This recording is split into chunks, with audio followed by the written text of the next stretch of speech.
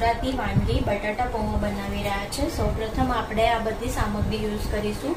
આ છે આપણા પલાળેલા પૌવા, આ ડુંગળી અને બટાટા, આ લીલા મરચા, આ લીંબુ, આ ટામેટા, આ નમક છે, આ દાણા છે, આ દાડમ છે, આ કઢી પત્તા છે, આ સુગર છે અને આ સેવ છે અને આ બધા આપણા રેગ્યુલર મસાલા છે જે આપણે પૌવા બનાવવા માટે યુઝ કરીશું।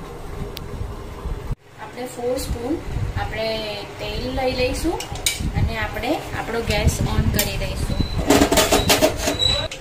1.5 સ્પૂન આપણે રાઈ એડ કરીશું।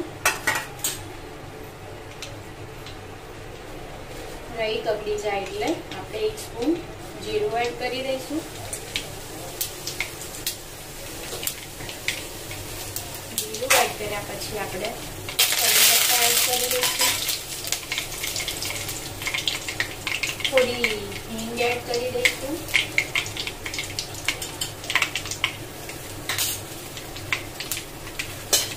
લીલા મરચા એડ કરી દઈશું।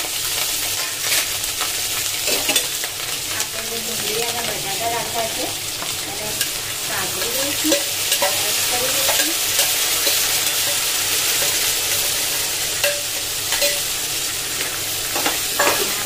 મિક્સ આપણે હલાવી દઈશું।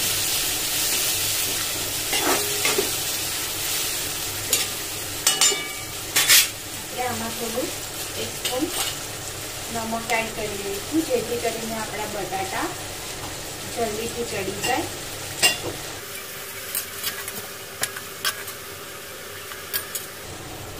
થોડી વાર ઢાંકીને આપણે એને ચડવા દઈશું।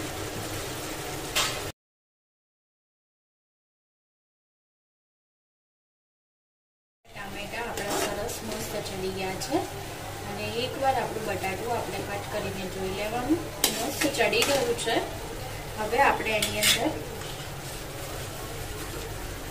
1/2 સ્પૂન હળદર એડ કરીશું।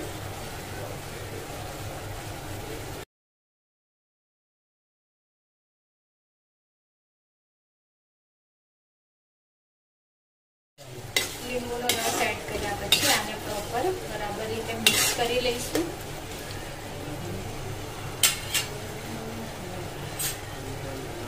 આમાં 2 સ્પૂન આપણે ખાંડ એડ કરી દઈશું।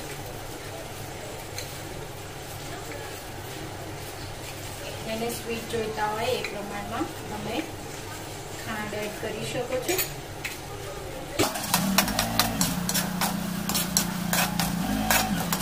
જે પલાળેલા બટાટા પૌવા છે, પૌવાને હું ધીરે ધીરે અંદર એડ કરી દઈશ, જે મસ્ત સુકાઈ ગયા છે। હવે આપણે આમાં પૌવા એડ કર્યા એ પ્રમાણે થોડું નમક એડ કરી દઈશું। હવે પૌવાને સરસ આપણે મિક્સ કરી દઈશું।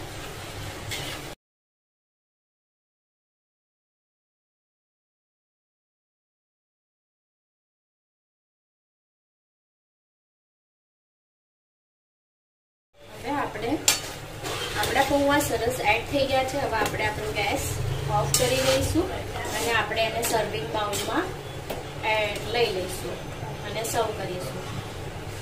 થોડા સર્વિંગ બાઉલમાં લઈ લઈશ।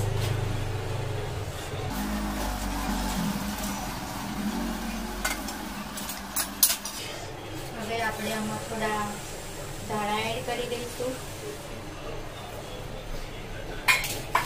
થોડું ગાર્નિશિંગ માટે દાડમ એડ કરી દઈશું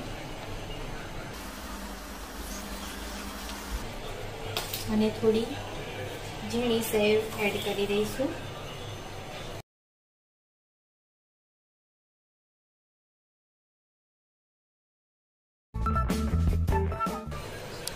દોસ્તો, જો તમને મારા આ ટ્રીકથી પૌવા સારા લાગ્યા હોય તો જરૂરથી તમે એકવાર ટ્રાય કરજો અને પ્લીઝ લાઇક, શેર અને સબસ્ક્રાઇબ કરવાનું ના ભૂલતા। Thank you.